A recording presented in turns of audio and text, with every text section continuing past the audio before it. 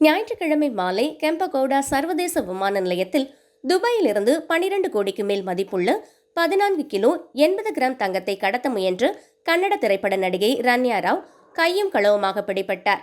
கன்னடத்தில் 2 படங்களிலும் தமிழில் விக்ரம் பிரபுவுடன் வாகா படத்திலும் நடித்துள்ளார். IPS அதிகாரி ராமச்சந்திர ராவ் என்பவரின் 2வது மனைவியின் முதல் கணவரின் மகள்தான் ரன்யா ராவ். இவர் அடிக்கடி துபாய்க்கு சென்று வந்தவர்.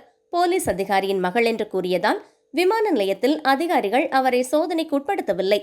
ஆனால் சந்தேகம் கொண்ட அதிகாரிகள் இவரை ரகசியமாக கண்காணிக்க தொடங்கினர்.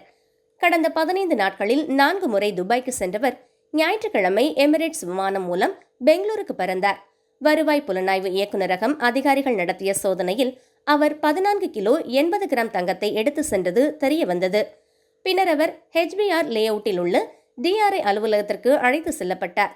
துபாயிலிருந்து இயங்கும் தங்க கடத்தல் வலையமைப்பில் ரன்யா ராவ் தீவிரமாக ஈடுபட்டுள்ளார் என்று DRI அதிகாரிகளுக்கு தகவல் கிடைத்தது.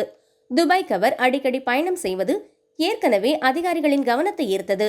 உளவுத்துறை பெங்களூர் விமான நிலையத்தில் 2 மணி நேரம் முன்னதாகவே காத்திருந்தனர். இரவு 7:30 மணிக்கு ரன்யா ராவ் பெங்களூர் விமான நிலையத்தில் இறங்கினார். அதிகாரிகள் அவரை சோதனையிட துணிகளுக்கிடையே தங்கக்கட்டிகளை பதுக்கி வைத்திருந்தார். தங்கக்கட்டிகளை பறிமுதல் செய்த அதிகாரிகள் அவரை கைது செய்து விசாரணைக்கு அழைத்து சென்றனர்.